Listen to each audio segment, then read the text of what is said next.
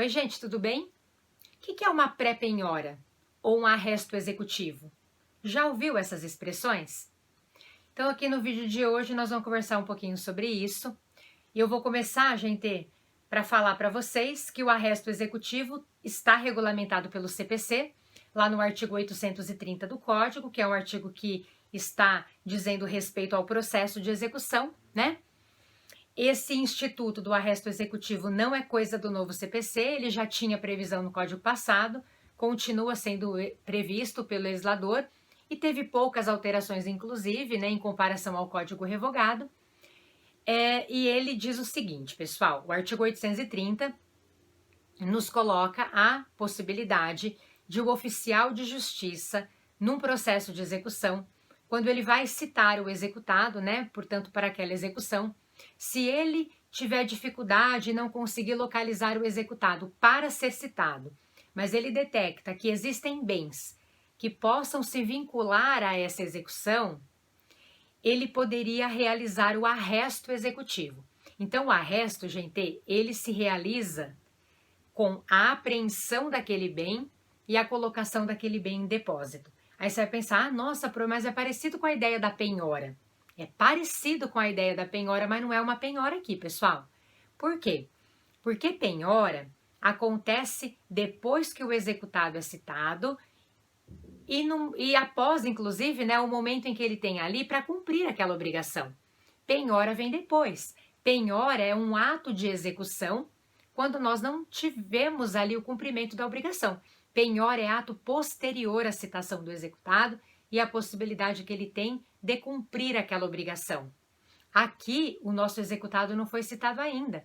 Pelo contrário, ele não conseguiu ser citado, o oficial não conseguiu citar, ele não conseguiu ser localizado ali para a citação, mas de repente o oficial foi até a residência do executado e não encontrou uma vez, duas vezes, mas verificou que tem lá um veículo, está sempre ali, por ali, conversa com os vizinhos, enfim, e de repente ele detecta que aquele bem pode, de fato, se vincular àquela execução e aí ele vai fazer esse arresto. A ideia do arresto executivo, pessoal, vem no sentido de dar um susto mesmo no executado. É uma ideia de, opa, não fui localizado aqui para citação, mas esse bem meu está arrestado, está vinculado, foi apreendido e posto em depósito, opa, deixa eu aparecer aqui no processo, né? É mais ou menos nesse contexto. Então, como eu iniciei o vídeo, gente, falando sobre, usando a terminologia pré-penhora, queria só complementar aqui que esse ato de arresto não é penhora, porque a gente falou que a penhora vem depois da citação do executado, o arresto ele vem antes, por isso que parte da doutrina usa essa expressão, pré-penhora. Porque na realidade é um ato que se realiza como uma penhora, mas não é uma penhora, tá? Mas ele se realiza da mesma maneira que uma penhora, que a gente vai ter a apreensão e o depósito desses bens, tantos bens quantos bastem, né, para o cumprimento da obrigação.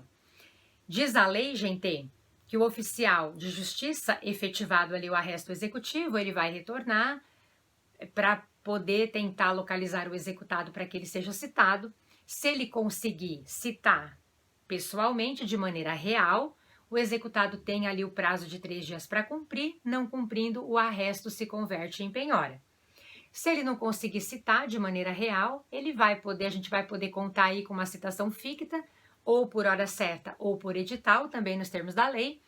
E aí, né, o executado citado de maneira ficta, ele tem lá o prazo de 3 dias para poder cumprir a obrigação, não cumprindo, o arresto se converte em penhora, tá bom, gente? Então é um instituto interessante que vem no sentido aí de dar um chacoalhão no executado para que ele se coloque naquela relação processual, né?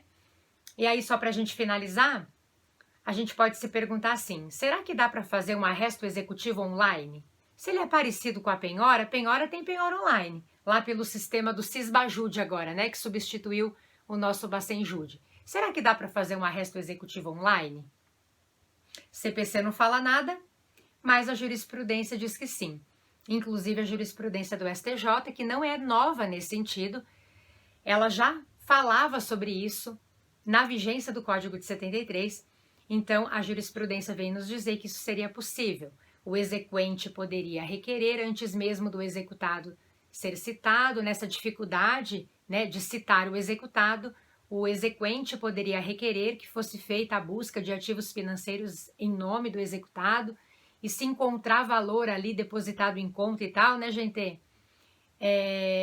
Poderia haver a indisponibilidade dos valores eventualmente encontrados. Não é penhora ainda, né? Mas o valor encontrado poderia, de fato, ser colocado em indisponibilidade também nos termos do nosso CPC. Pessoal, era isso por hoje. Espero que vocês tenham curtido. Muito obrigada. Até semana que vem. Um beijo grande. Até.